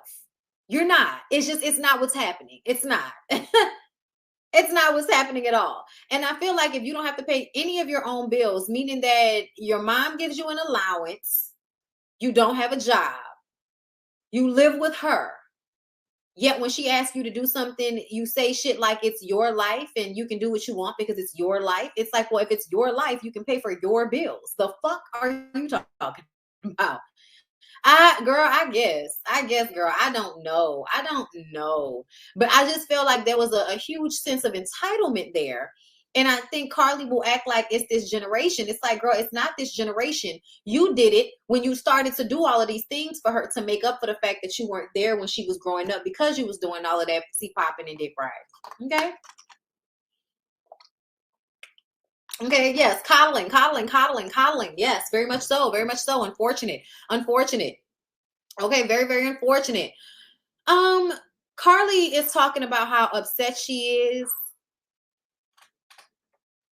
Child, he's okay. Carly is talking about how upset she is that Spice was mad at her for playing the song at her dinner. You know, Spice acted a fool, jumped up and left, and Carly is like, she not taking me seriously, and I am serious, and I'm gonna show everyone that I'm serious about my music. I'm serious. They're not gonna keep Louis, Gucci, Prada, and me. And I'm just like, Carly, bitch, after you said that, I sang Louis, Gucci, Prada for at least 10 minutes. Stop thinking about these things as negative. Louis, Gucci, Prada, pop them tags, We are laughing, and in my mind, I do think about the way you were like dancing in them heels, and it seemed like a struggle. So it was like the song is a struggle. You dancing in them shoes on that stage was a struggle. Pop them tag, pop them. But it was great TV moments, Carly. It was a great Love and Hip Hop TV moment, sis. Don't feel so bad about it. But her song is nice. And I feel like her song is only nice because Spice helped her and she had a really good chorus. And she probably finally had the money to pay for a good production quality. So Sierra and Eric, y'all, their house got robbed. And Sierra and Eric are now in New York where she feels safer. And she says they stole $500,000 worth of stuff and came in her house with AR-15s and shit. So she doesn't want to go back. She wants to get her a high-rise apartment where she can feel more safe, where people ain't about to just be busting in the door waving a fofo. And Eric feels like she just like wasting money and she just doesn't want to compromise and she's so selfish. I feel like Eric and Sierra are giving us fake arguing for the sake of the show, while having real things going on in their lives. I believe that Eric is smart enough to understand her fear. I think they have enough money for them to find a way to finish this house, maybe eventually sell it if that's what they need to do, and simultaneously get a condo apartment somewhere so that she can feel safer. Yeah, she felt safer in New York City because nobody's busting in your door with guns and stealing all of the shit out of your house in New York. Like, the reason why people, like, this was happening a lot, y'all. I don't know if y'all remember, but this happened to a lot of people in Atlanta with motherfuckers busting in their house with big ass guns. Like, do y'all remember when it happened to Hitman Holla's old lady? Remember we thought something weird happened there, and then it was almost like a string of them after that. But Hitman Holla, didn't that happen with him? I don't know whether they was in Atlanta or not, but I remember, I feel like it was Georgia. But New York is definitely probably safer when it comes to the gun violence and shit than Georgia is. Like most, I'm gonna go ahead and say it. In 2022, most blue states or major cities in blue states are safer than southern ones in red states. It's because it's the Wild Wild West. In a lot of the blue states, they still are trying to, you know, keep shit together. We have law enforcement. You know, motherfuckers are still going to jail for shit. You know, we are not fighting the people. In the South, they're giving y'all all of the guns. They don't give a fuck. They are leaving the police departments. They don't give a fuck. Like, even out here in New Orleans, like, it's so many things going on in the South and in these states that aren't as well funded that make it easy for the people that live there not to be as safe as if they lived in somewhere like New York. Okay. And I wouldn't even say LA, because LA also has those large estates. The main thing is in New York, it's mostly apartment buildings. It's mostly, you know, places that have one entrance and a security guard and flights of stairs to go up and down. So you ain't about to get $500,000 worth of shit out of a high-rise apartment in Atlanta or anywhere else. Okay? Here in Louisiana, I don't even think you get tickets. Child, you do. People don't pay them anymore, though. And it didn't used to be like that. I don't give a fuck about tickets. I want y'all to stop drive-by shooting people on the interstate. That's happened a lot here. Carjackings. Like, it's been a lot of shit that's been going on here. And then in Atlanta, y'all been stealing out them people's houses because they got big-ass houses and they don't have a lot of security. Because at one point, they were safe enough to have their big-ass houses with just a gate. Now, niggas is jumping the gates and shit with AR-15s. And another thing, gun laws in New York are strict. That's the main reason. That's the main reason. The states where the gun laws are more strict, not as easy to bust in somebody's shit with a gun. Okay? And even if you do have alarms, if you're not home, they still gonna bust in your shit. It's still gonna take the police at least 20 or 30 minutes to get there. So at the end of the day, whatever they can get, they snatching and running. The Bay Area. That's why I say I couldn't even say LA. Because Los Angeles has been having the same issue. It's because they have those huge houses with not a lot of like security. And the police, it's gonna take the police a time, you know, to get there. Gun laws are strict in California as well. I also feel like it's harder for, I feel like with California, that shit really about the fact that there are a whole bunch of rich people there. And I feel like in Atlanta, that's another thing. They're not busting in middle-class people houses like that. They busting in the rich people houses. So I feel like the reason why that's happening in California is because California has a whole bunch of rich people. And you notice everybody house they busting in Atlanta is another like celebrity or rich person. That's the connection there. But it's easier for those things not to happen in places where the gun laws are stricter, where the police presence is a little bit, you know, better. Okay. Girl, it's affecting them rich people. Like, it's just, you know, like in Atlanta, it's easier for folks to get away with shit, it seemed like. Georgia, period. Just easier to get away. I ain't gonna lie, though. Like, it's the difference between busting in somebody's house with a handgun. It'd be 5 niggas with AR-15s walking into people's houses in Atlanta. And I'm just kind of like, yeah, I think it's a different feeling. If somebody had just bust into your house any old way, but when people coming into your house with motherfucking military grade weapons and shit, what else to do with that? I was have a dog and a security alarm for that shit. You know what I'm saying? Like, that's crazy. Drive-bys on the highway. Oh, yes. Yes. For a couple of years now, that's been a thing. But anyway, y'all, I understand where Sierra is coming from. I think her and Eric are arguing for the sake of the television show. Sierra's mom had to go to the hospital. Didn't I tell y'all that her mama needs to go to rehab? Her mama signed herself up for detox so that her liver could finally heal, thank God. And when we saw her on camera, she looked way less bloated. because that alcohol, that liver issue will bloat your face up. So she went through a detox. Eric is supporting Sierra. All Sierra cares about right now is making sure her mom gets better, because her mom is like this close from cirrhosis of the liver, which means that you're going to die eventually. Thank you, DeQuasia, for the super chat. Texas just decided to let 21-year-olds have an open carry gun with no license. Yep. That sounds about right. Everybody can have a gun. You can have a gun. You can have a gun. You can have a gun. Can't get a loan for a house, but you can get a gun. Child can't get a good education, but you can get a gun. Can't get a fucking joint, but you can get a gun. Okay? Because drugs are so much more unsafe than guns. So perplexing. So perplexing. It's not really. Like, apparently you have to have like a huge conglomerate behind you with billions of dollars so that you can pay people in the state to vote a certain way.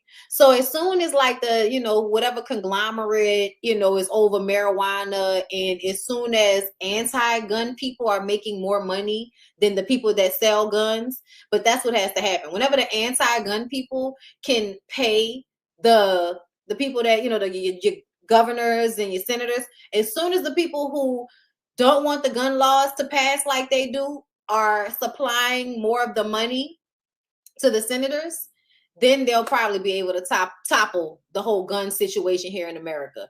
But because guns make so much money, those people that have gun companies are able to pay lobbyists to get what they need done, which is to make it easier for everybody to just buy and have guns, so that they can make more money. And then let's not even talk about how having those guns, how the things that happen with those guns lead to the privatized prisons and how they make money, and the hospitals and how they make money.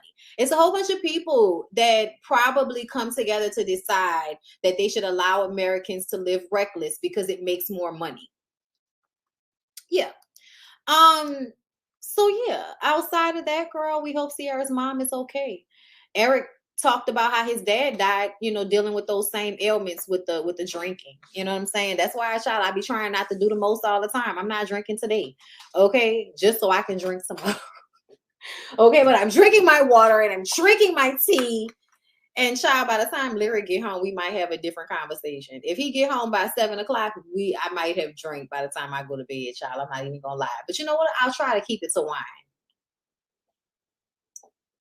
I be needing to come down. Like, when I tell y'all, like, my energy be on 1,000, my mind be all over the place, child, I need to bring it down. I be needing to bring it down, okay? But if he come home early, nigga, we might be going to get some oysters. So keep looking out the window, like, nigga, pull up. Anyway, moving on from there, Spice has a Grammy nomination party at her house, and Shekinah and Meta are there. They talk about Carly playing that song before Spice was ready for her too. Spice is feeling away because she like, I am very serious about my shit. I don't like you taking it for play just because you take your shit for play. I didn't work way too hard for this shit. Don't play me like no soybean burger, bitch. Get the t-shirts, okay? They also discuss the whole situation with Jock and Kendra. And Spice is having a new business venture launch, and she wants Jock to be there. She wants, Meta's going to be there. She wants Kendra to be there. And, they talk about the baby rumor. Girl, listen, Jock and Kendra and all of their foolishness is all over everywhere, girl. Meta still wants Jock. We can tell. The situation with Meta to me feels like, as long as Jock didn't get married to anybody, it was cool. When Jock got married, I think certain women wanted to feel like they still had their positioning with him. And when they felt like they didn't have their positioning with him, they decided to blow up the spot. And then Meta's going to turn around, backpedaling pussy pop when she get on the phone with Kendra, because she doesn't really want to upset Jock, because she still wants to be able to have a connection to Jock. So now she's going to lie and say that she and Jock haven't been fucking recently, even though she said to everybody that her and Jock have been fucking as recently as 2019 and 2020. I believe that Meta and Jock fucked in 2020 when she helped him get that little game night together that they showed us clips of. Probably some pandemic video we didn't get to see. she his sneaky link. Yeah, that's what it feels like. One of the sneaky links. Okay. Anyway, so y'all, I'm not gonna lie.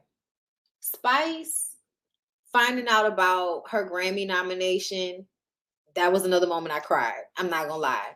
When she was hugging her mom and in a confessional, she says, I'm proud of myself for being consistent and never giving up. And I saw myself in her in that moment.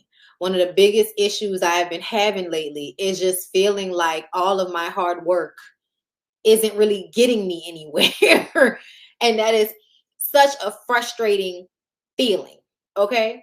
Especially when you've been doing something for a long time and you are consistent and you don't give up and you feel like the shit is still not happening. It's still not getting where I need for it to be.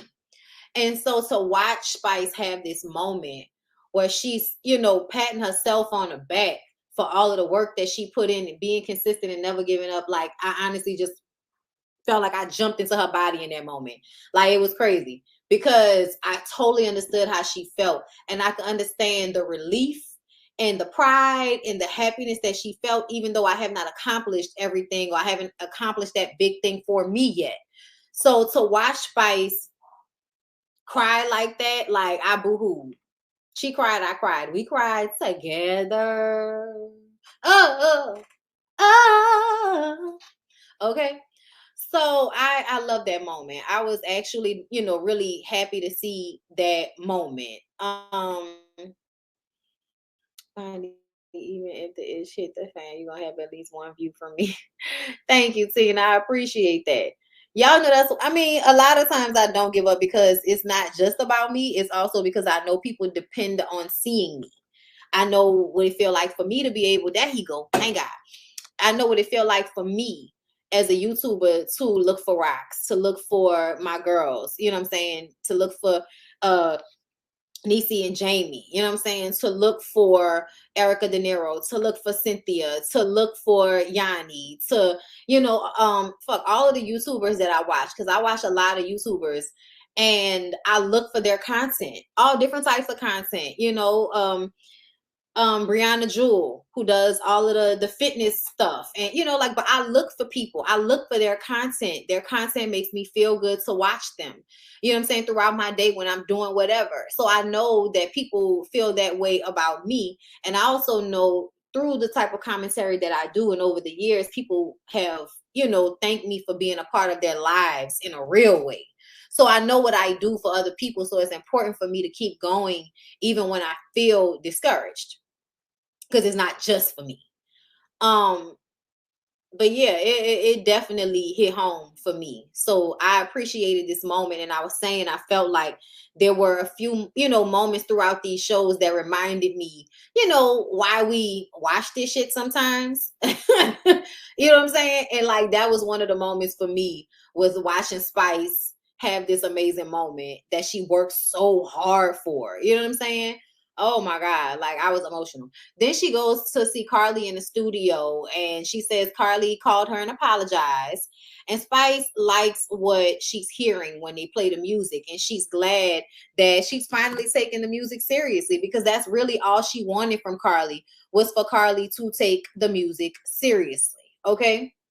And she says, I can't let y'all Louis Prada Gucci me no more. I said, girl, we still gonna be popping them tags. And then she was like, because I don't pop tags anymore. I cut checks. And I was just like, not you cut checks. Carly, you are hilarious, my girl. Anyway, so y'all, Scrappy, Rich, and Jock meet up. Scrappy says, if a person could be a conspiracy, it would be Jock. Meanwhile, Kendra goes to Bambi's house with her cute little basement hookah lounge. I said, bitch, you better have a basement hookah lounge set up, Bam, okay? Kendra is feeling less stressed. She's so happy. She's now a wife, okay? It's been amazing. She's coming back from her honeymoon. And Bambi is about to give her some of the worst news ever, okay? At the same time, Scrappy is asking Jock, okay, so we didn't heard about all these rumors. What's up with the baby? Jock says, man, let the internet tell it I'm still with Carly. Let the internet tell it I'm still doing this. And I'm like, I can't stand when people act like the internet be lying when the rumor is in fact true. Stop relying on the fact that people can make up any old thing on social media and rely on the fact that it's the truth. Like, don't come in my face and tell me that you don't know if it's the truth. Motherfucker, is it true? Yes. Okay, then what are we talking about? I cannot. So Jock says Kendra is privy to the information. Whatever's going on, Kendra is privy to said information. Scrappy says, I don't know what to believe because he's sending me mixed vibes. I said exactly, because you can't trust him, because the nigga's a lie. Bambi proceeds to tell Kendra about the baby rumor and about Meta. Erica had also come in at some point. Rich says that he and Erica were walking through Piedmont Park when they got the info about Jock. And everybody was like, you was walking in Piedmont Park with Erica? What the fuck going on? So now they're going to try to make a thing out of Rich fucking with Erica, even though she's still married to Safari. And he obviously doesn't want to let her go, even though he doesn't really want to be with her. Got it. So Jock is talking around the situation. And Rich is like, so did you fuck with the Meta girl? Yes or no? And because he doesn't really want to answer that question, it seems as if he brings up Erica again. And Rich says, since we flipping it on me, I'm going to go ahead and peace out. So he leaves. Erica, at this point, I believe, joined Kendra and Bambi. And Erica tells them that Meta was at Jock's game night in 2020, which we saw that. Kendra says, well, you got the bitch number, call her up. Okay, so they try. They try to ask Rich about Erica. He leave. I said that. Kendra starts crying. He was with me when my daddy took his last breath. He is such a piece of shit. I was just like, and the best award for a stupid marionette that's gonna dog her out on a reality TV show and or docuseries. The award goes to Kendra Robinson. I am so grateful for Josiel for all of the dog ass shit he does, because now I'll go down in infamy for the best ugly cry while lying on Love and Hip Hop ever.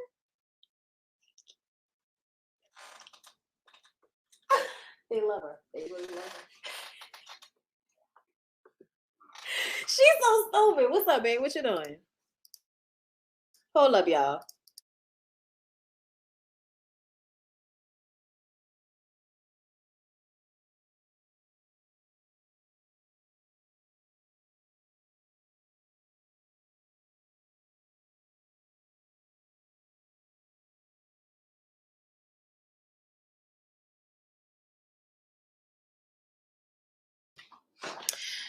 So Kendra's upset. Erica gives her more information, okay, about all that she knows. They get on the phone with Sierra, and Sierra says, all right, so let me tell you what happened. So this girl was at Spice's house and told us that she still was fucking around with Jock all the way up until like 2019. And so it was like, get the fucking phone number. So they called Jock first, right? Jock is like, the first thing that comes out of Jock mouth, y'all, is, so you gonna believe this? So you just gonna believe this? You falling for this? I say, oh, so now she falling for something. Now she falling for something. Okay? Child, I said, if y'all don't get the out of my facial with this. So she called Meta. Now Meta is saying that she saw the last time she was with Jock was 2019. But then when asked when the last time they have sex, now it's 2017. Bitch, you backpedaling and pussy popping because Jock is texting you talking about, bitch, I know you not finna blow up my spot. I thought you loved me. I thought you loved me, bitch. You about to blow up my spot? That ain't love. Jock said something because she went from saying 2019 to 2017. And I feel like the way you on FaceTime, you could be sitting there looking at your phone and see the text message pop across. And Jock's text message was probably like, stop. Exclamation point, exclamation point. Don't say shit. She didn't know what to say. Okay, I was like, Jock hung up to call Meta. Yes, that's what it felt like. That's absolutely what it felt like. Because Jock was saying that he was just trying to sell Meta a house. I said, you know what? Anytime it's some house situation going on, Jock, you fucking. He was gonna facilitate. I don't know, but I feel like he fucked her. If they say he fucked her, I think he fucked her. I'ma just keep it a buck. Real estate agent, we know it's your chick with baby. Kadeem. I mean, oh yeah. Right, Kadia. So Kadia. If you was with Kadia trying to sell her house, I don't believe you though. Yeah. You know what I'm saying? You try to do the same thing with Carly Red, nigga. Right, that's what I'm saying. But you remember? You remember when Baby Knees and them got into it? Child, terrible. I don't believe nothing that's going on.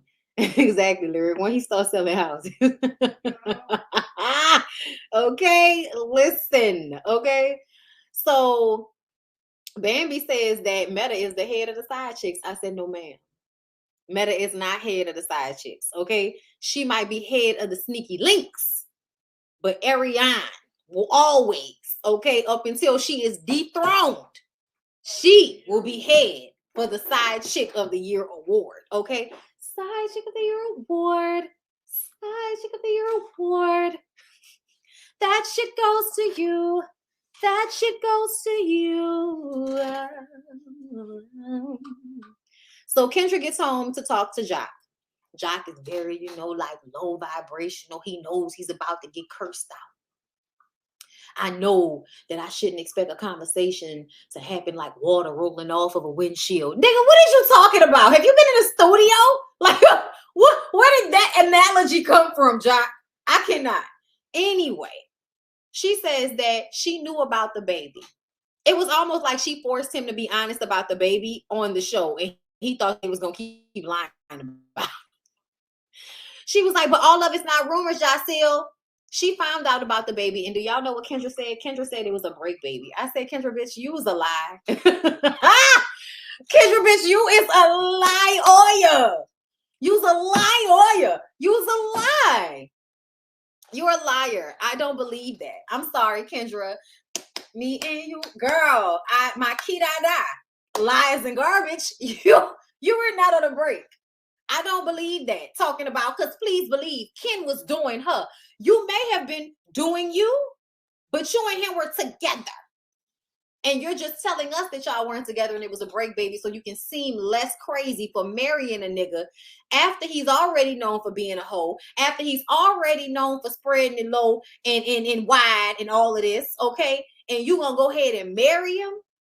You gonna go ahead and marry him like a fool? So in order to not seem like a fool, you got to make it seem like he making more money than he making. So you being taken care of in a way that really it don't even matter because you're a lawyer and take care of yourself. His ability to take care of you doesn't even really matter when you can take care of yourself. It just doesn't, especially not in this situation. Like him cheating on you and having a baby on you isn't better because you can take care of yourself. It's only better because you can up and leave. That's the only thing that makes you being able to take care of yourself better than anything else is because you can up and leave, girl. Outside of that, him being able to take care of you is irrelevant to the point. That whole, argument about, oh, I'd rather cry in a Benz than cry in a Honda. Y'all know how bitches will say stuff like that to make excuses for why it's okay for a man with money to dog them out in comparison to a broke nigga, when essentially, bitch, you can pay for your own car so you don't have to cry in neither one of them hoes. Okay, but let's go on. She lied. So you sat up there and cried, ugly cried, embarrassed yourself on national television. Also, you can turn around and tell us that you lied to Bambi and you put on a whole fucking theatrical performance for her, crying, my daddy, take me down, Lord, take me down. Like she did all of that to tell us that she already knew about the baby 2 years old.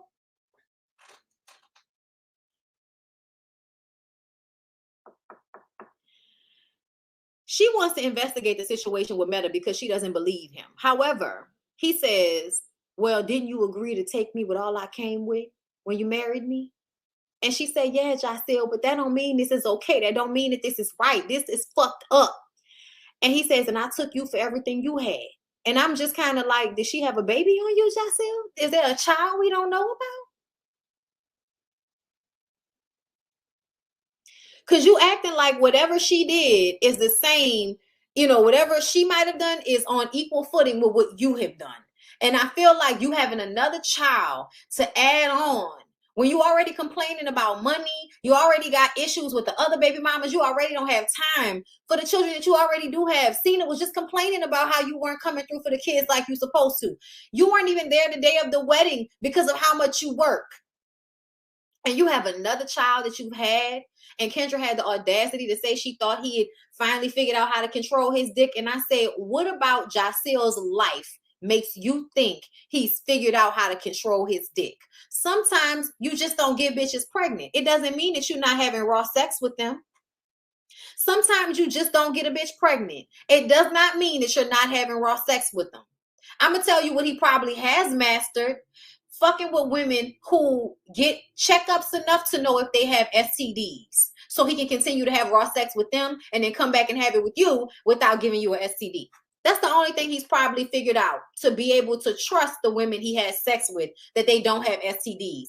Because other than that, he's absolutely having unprotected sex with whoever he decides to have sex with, for him to have some random bitch we don't even know about pregnant with all of the kids he already has. And she accepting it, you know, like it's worth it.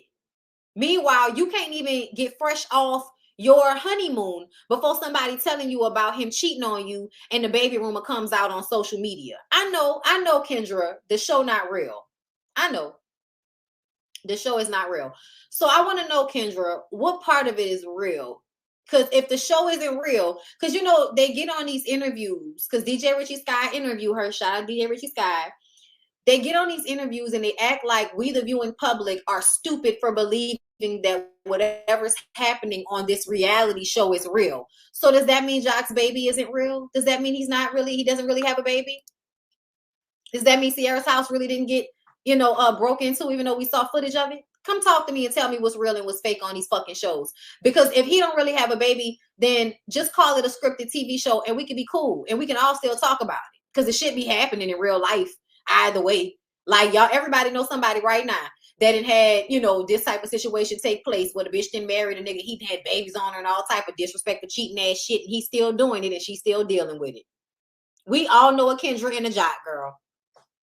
We just hope the dick be worth it. That's the only thing we can hope and pray for. But outside of that, I was just sitting up here like, Kendra, girl, what part of this is fake? Because you said we were stupid for believing that everything on a reality TV show was real. So what part of it isn't real? What tell us? Is the baby not real? Like Rashida and Kirk, that baby wasn't his like that?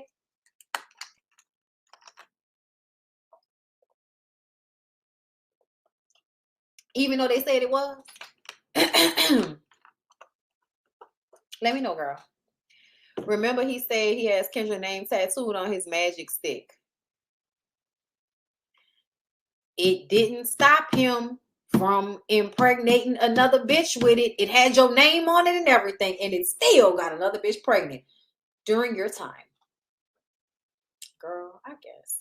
And listen, it's not to shit on Kendra, because women get cheated on, and if you want to stay with your nigga because you don't care about that type of shit, because, that don't bother you, because there are a lot of women out there, they not bothered. These niggas cheat, they don't care. They cheat back, but they still want to be with them. I ain't mad at you. Don't get up here and lie to us and then act like we fucking crazy. And I'm sorry, for most of us. Break baby, bitch. I think you're lying. But don't lie to us and then act like we crazy, because I feel like that's what you're doing. But anyway, y'all, I'm done. Well, that it's not that Cannon isn't Kirk's son. It's that a lot of people believe that because we haven't heard shit about that ever since, they think that it was a lie for the storyline. They think that it wasn't real. It was pretend. And that's really not Kirk's kid. And it was all, it was all lies. It was all lies that, they produced. That's what people think. Kendra getting married was on Kendra's to-do list. Exactly. She was so happy to say, this Jocel's wife. Let me tell you something. I swear to God, I don't want to ever have to snatch a phone to tell a bitch who I believe fucked my husband that I'm his wife when we've only been married for 5 minutes. Me and Larry been married for 5 years now, girl. We been married for 5 years. We've been together for 11. Okay, we've been together for 11 years, girl. If I have to get on the phone and say this is Lyric's wife, I've earned that, and then I'm a killer. But you know, I'm being facetious. It's a joke, haha. Okay, but what I'm saying is, you too excited to call yourself a nigga wife, and he already disrespecting the fact that you his wife already, because you ain't know about Meta. Don't lie. You might have knew about Meta, but you ain't think he was still fucking Meta. He was still fucking Meta. Jock ain't stop fucking nobody. I don't think so. I think Jock let go to girls who can't keep a secret. He cheated on his first wife and got all those babies while he was married. Child. Y'all heard what I said. Anyway, I love y'all. Like, comment, subscribe. I'll see y'all in the next one. Here. Peace out.